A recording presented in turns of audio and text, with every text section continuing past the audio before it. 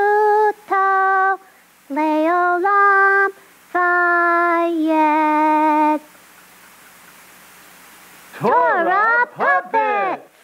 Well, Donkey, another episode of Torah Puppets. Are you learning a lot so far? Oh yes, I can imagine the children are as well. So, here we go. Hey, that is my line. Sorry. Oh, Donkey.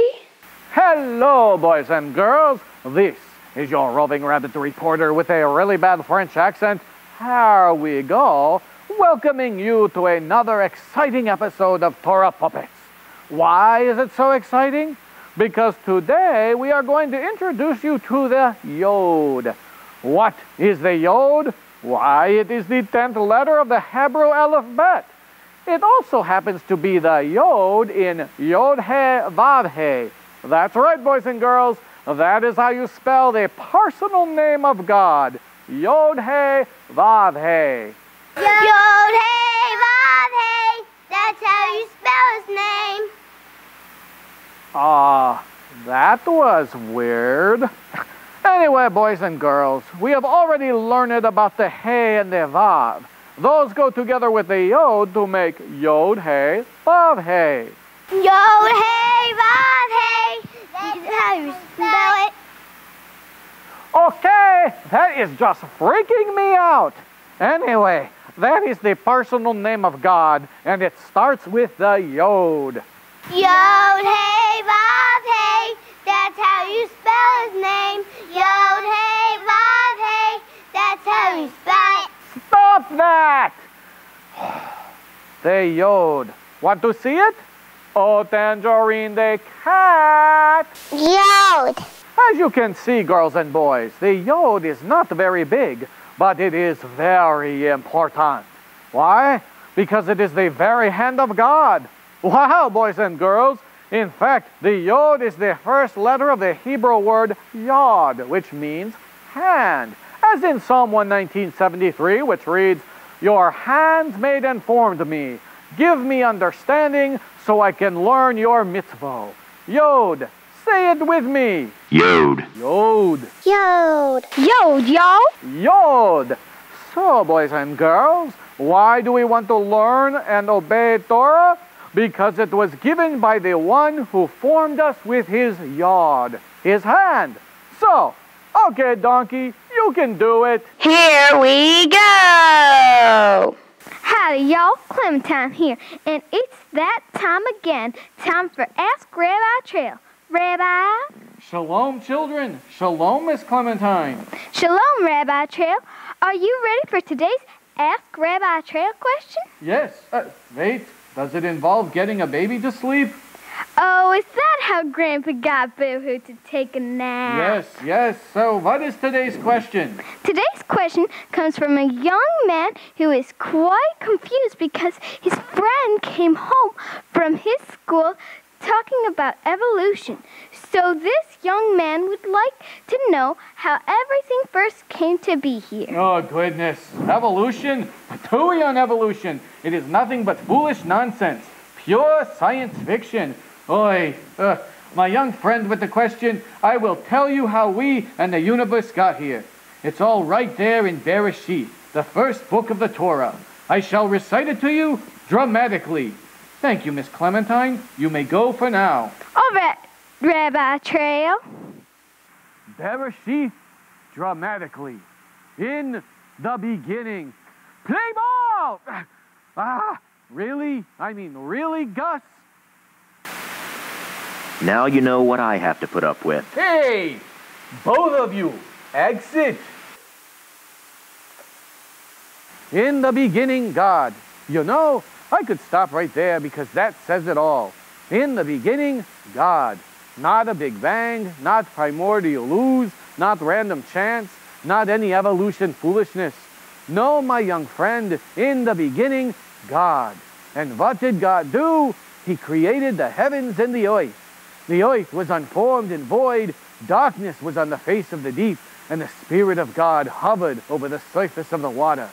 Then God said, "Let there be light," and there was light. God saw that the light was good, and God divided the light from the darkness. God called the light day, and the darkness he called night.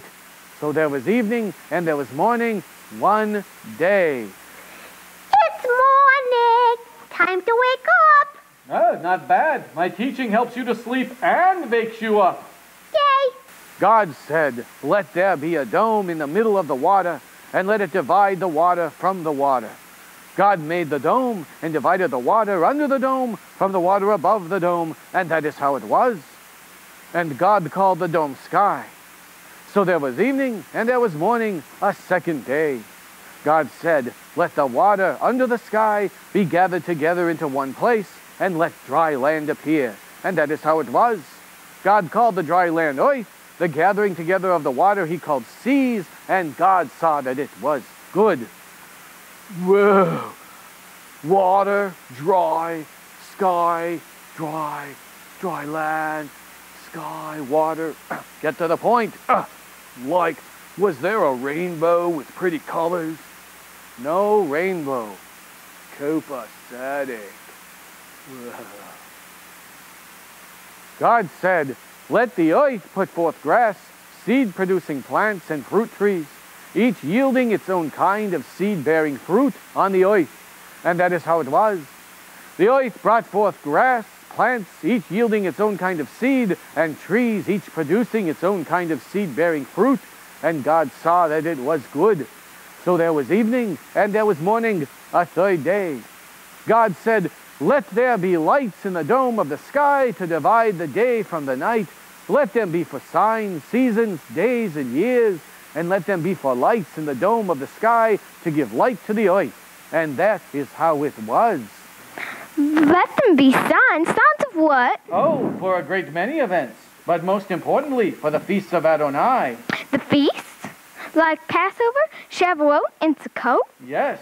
One of the most important reasons for the lights in the sky is so that we can know when to celebrate Adonai's feasts and festivals, his appointed times. Oh, well, it seems if he has the whole universe telling us when his appointed times are, that's another good reason to honor his seasons. So, God made the two great lights, the larger light to rule the day and the smaller light to rule the night, and the stars. God put them in the dome of the sky to give light to the earth, to rule over the day and over the night, and to divide the light from the darkness. And God saw that it was good. So there was evening and there was morning, a fourth day. God said, let the water swarm with swarms of living creatures, and let birds fly above the earth in the open dome of the sky. God created the great sea creatures and every living thing that creeps, so that the water swarmed with all kinds of them, and there was every kind of winged bird, and God saw that it was good. Swarms of flying creatures, like the flies. No, insects are still one day away. Oh, I'll buzz off then.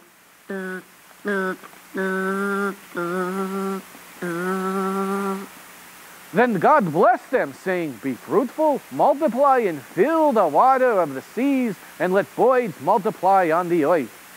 So there was evening, and there was morning, a fifth day. God said, let the earth bring forth each kind of living creature, each kind of livestock, crawling animal, and wild beast. And that is how it was. God made each kind of wild beast, each kind of livestock, and every kind of animal that crawls along the ground. Like donkeys? Yes. Hey-ha. And sheep? Yes. Bah! Rabbits? Yes. Oh, happy day! How about people? Not quite yet. Oh, man! So, beasts and such, and God saw that it was good. Then God said, let us make humankind in our image, in the likeness of ourselves, and let them rule over the fish in the sea, the birds in the air, the animals, and over all the earth, and over every crawling creature that crawls on the earth. So God created humankind in his own image. In the image of God he created him, male and female he created them. God blessed them. God said to them, "Be fruitful, multiply, fill the earth, and subdue it. Rule over the fish in the sea, the birds in the air, and every living creature that crawls on the earth." Then God said, "Here, throughout the whole earth I am giving you as food every seed-bearing plant and every tree with seed-bearing fruit. And to every wild animal, bird in the air, and creature crawling on the earth, in which there is a living soul, I am giving as food every kind of green plant." And that is how it was. God saw everything he had made, and indeed it was very good. So there was evening, and there was morning, a sixth day. Thus the heavens and the earth were finished, along with everything in them. Wow, Rabbi Trail, so God formed the universe and everything in it? Then what did he do? Oh, Clementine, then Bereshit tells us that he did something very important that we need to honor. What was that, Rabbi? On the seventh day, God was finished with his work which he had made, so he rested on the seventh day from all his work which he had made. God blessed the seventh day and separated it as holy, because on that day God rested from all his work which he had created, so that it itself could produce. That sounds like the Shabbat. Indeed, Clementine. That is why we are commanded in Torah to set aside and honor Adonai on the seventh day. Not the first day of the week, the seventh day. Because by honoring this Shabbat, we honor the work of God's hand. Very good, Clementine. Well, I hope that answers that young man's question. I hope he can go now to his evolution-believing friend and tell him that he can find the true answers in Bereshit. Answers in Genesis, huh? Well, thank you, Rabbi Trail. You're welcome, Clementine. Shalom. Shalom, y'all. I hope that you'll decide to let Torah be your guide. Hide Yahweh's word in your heart, and your walk will be a... Baby BooHoo, crying again? Hey, grateful dude. Sorry about the crying. I'm a little upset. Over what, my totally tear-stained friend? Oh, I guess I'm just not feeling very special or important. Whoa, not special or important. Why would you feel like that, baby BooHoo? I don't know. I mean, what's really special about me? Oh, BooHoo, there are many reasons you're special.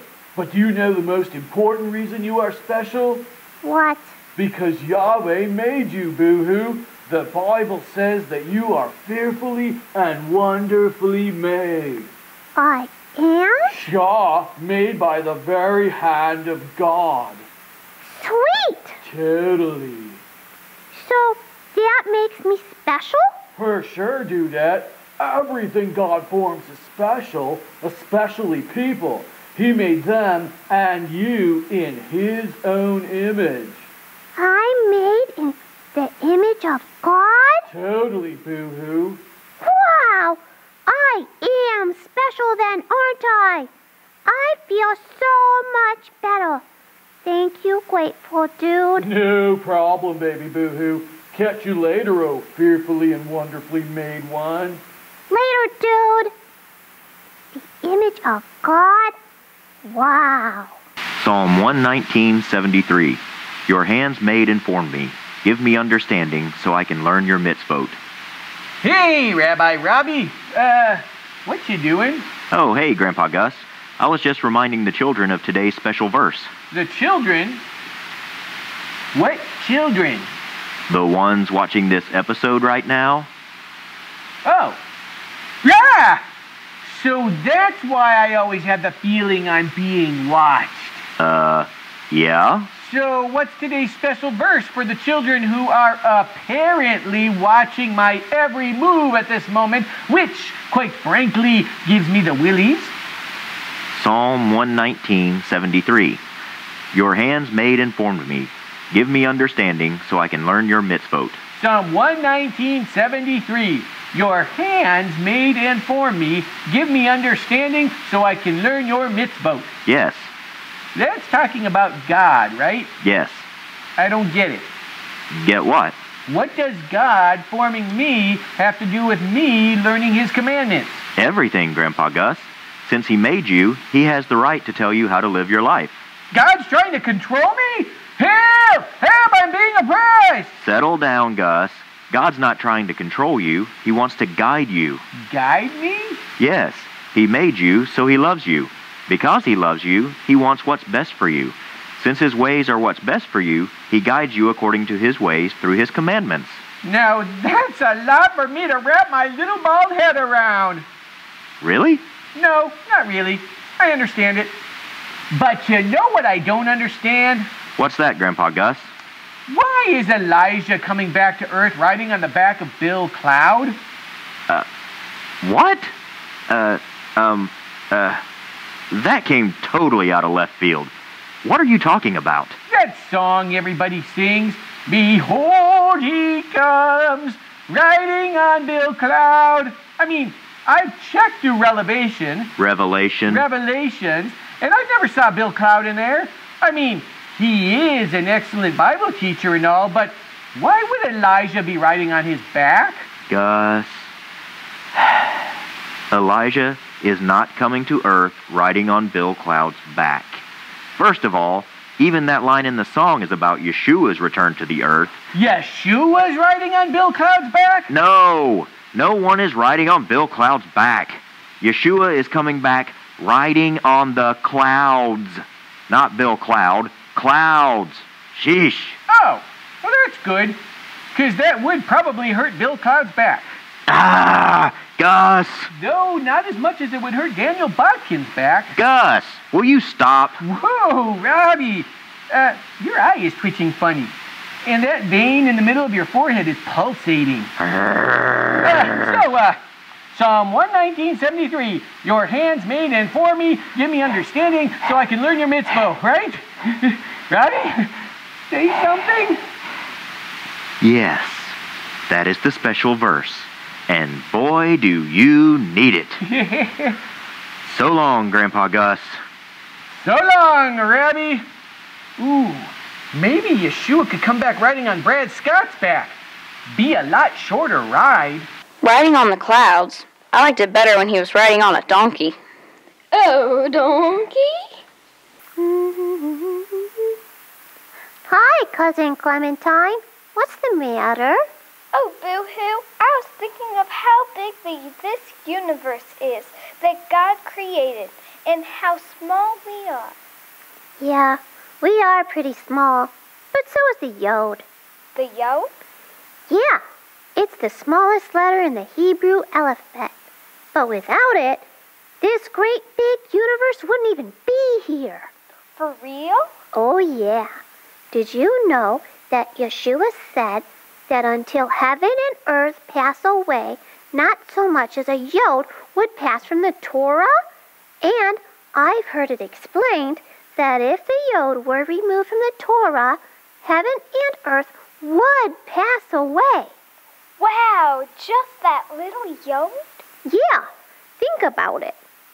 Without the Yod, we wouldn't have the name, Yahweh. And He's the creator of the universe.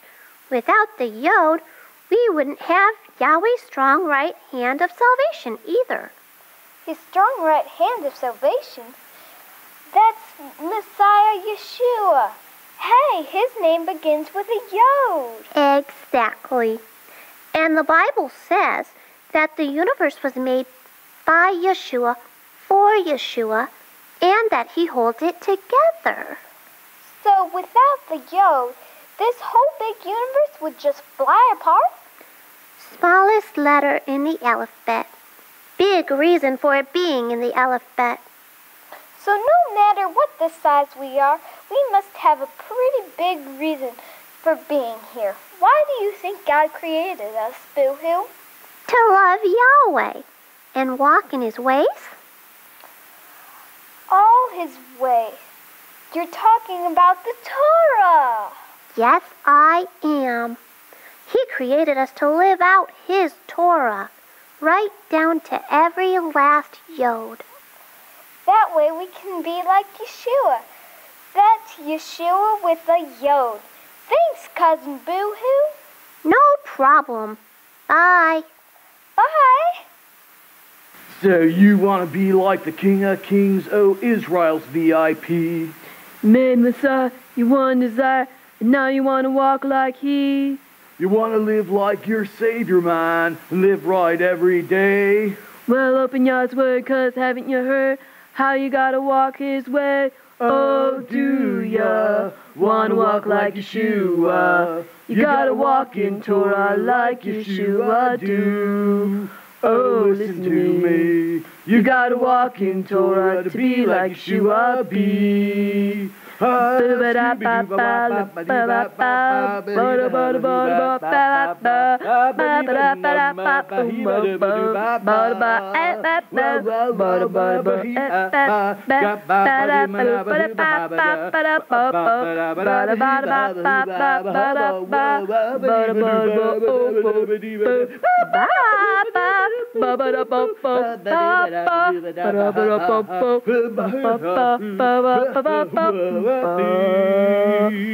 Oh, yeah, you gotta walk in Torah to be like Yeshua, the one who holds the universe together.